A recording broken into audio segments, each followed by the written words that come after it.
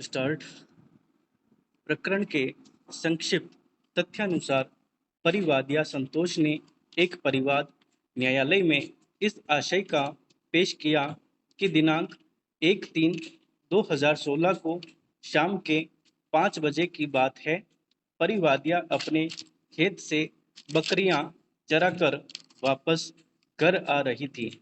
उसी समय रास्ते में घात लगाकर बैठे मुलजिमान परिवादिया के आड़े फिर गए व गंदी गंदी गालियां निकाली।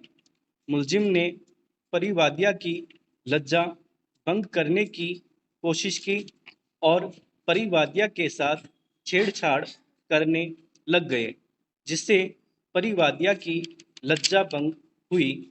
वह मुलजिम ने परिवादिया को लातों से मारना शुरू कर दिया, जिससे परिवादिया के कोहनी में व शरीर पर अंदरूनी चोटें आई। तब परिवादिया ने हो हल्ला किया तो परिवादिया का पति, जो खेत में ही था, दौड़कर आया। परिवादिया के पति को आते देख सभी मुलजिमान वहां से भाग गए, अन्यथा मुलजिम परिवादिया की लज्जा भंग कर देते। मुलजिमान बदमाश प्रवृत्ति के लोग हैं तथा परिवादिया के परिवार से अदावत रखते हैं, जिस कारण मुलजिमान एक राय होकर प्रार्थिया के साथ मारपीट व लज्जा भंग करने की कोशिश की। प्रार्थिया उपरोक्त मुलजिमानों के विरुद्ध पुलिस थाना में मुकदमा दर्ज करवाने गई, परंतु थानाधिकारी द्वारा मुकदमा दर्ज नहीं करने के कारण उक्त इस्तगासा श्रीमान के समक्ष है। उक्त परिवाद को अंतर्गत धारा 156 ब्रैकेट में 3 CRPC के तहत अनुसंधान हेतु पुलिस थाना भेजा गया, जिस पर पुलिस थाना ने मुकदमा नंबर 55/2016 अंतर्गत धारा 341, 323 व 504 भारतीय दंड संहिता में दर्ज कर अनुसंधान प्रारंभ किया।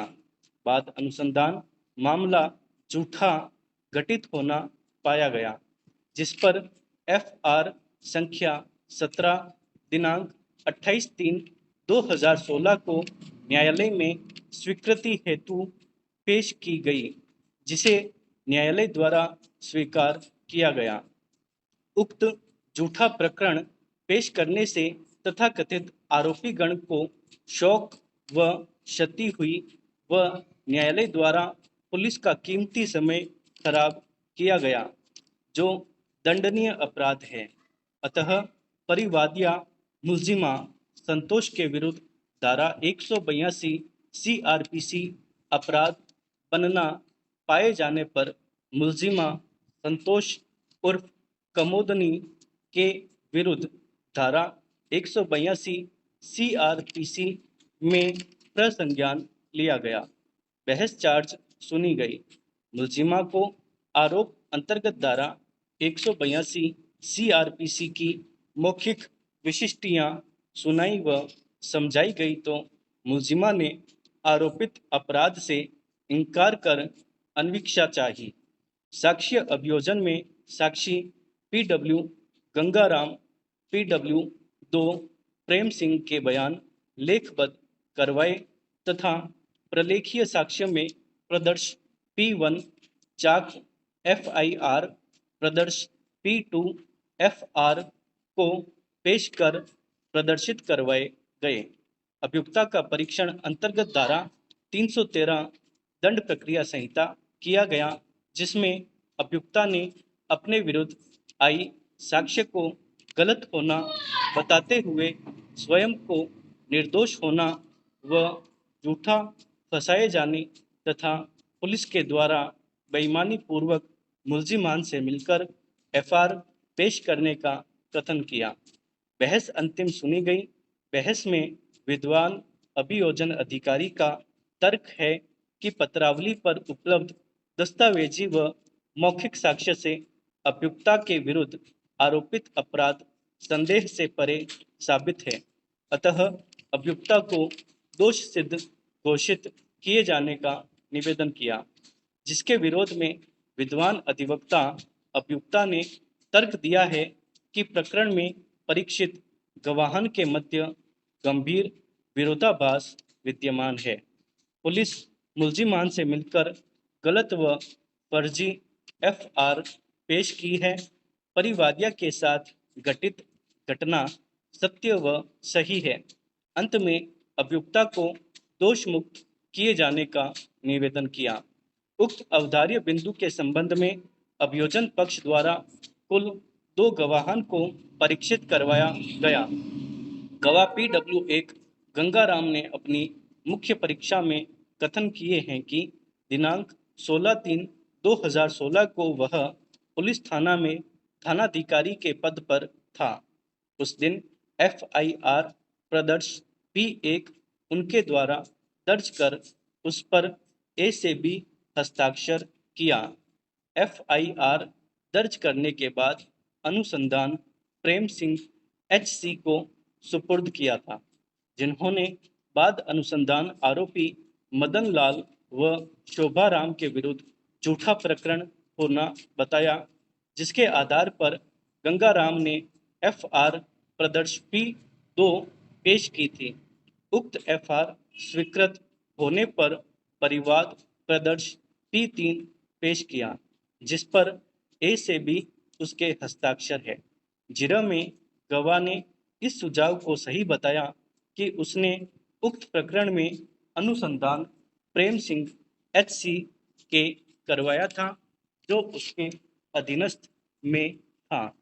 उसके अनुसंधान से मुकदमा झूठा पाए जाने पर उसने प्रकरण में FR पेश की।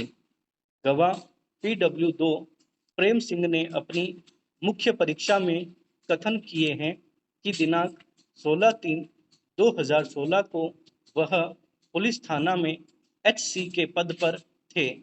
उस दिन उन्होंने परिवाद प्रदर्श P3 FIR प्रदर्श P1 का अनुसंधान उन्हें सुपुर्द किया गया।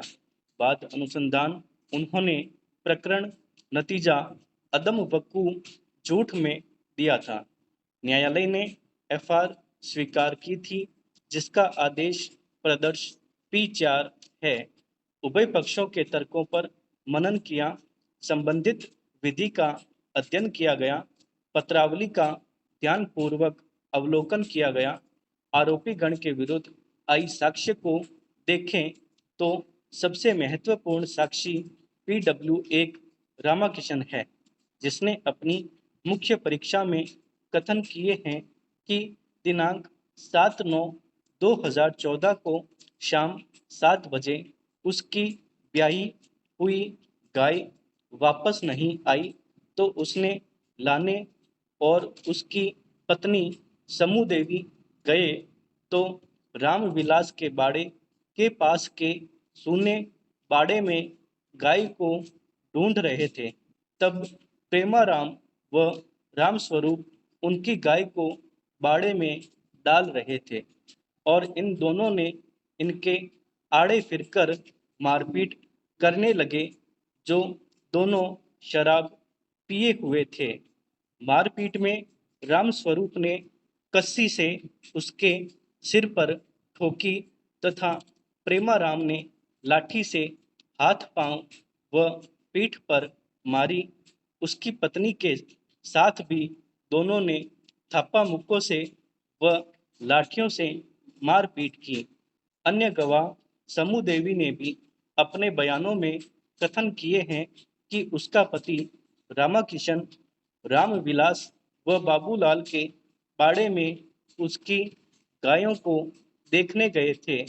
उसके पति ने प्रेमाराम उर्फ प्रेम सिंह को गाय का पूछा तो प्रेमाराम गाली गलौज कर उसके पति के साथ मारपीट करने लग गया। प्रेमाराम के हाथ में लाठी व रामस्वरूप के हाथ में कस्सी थी।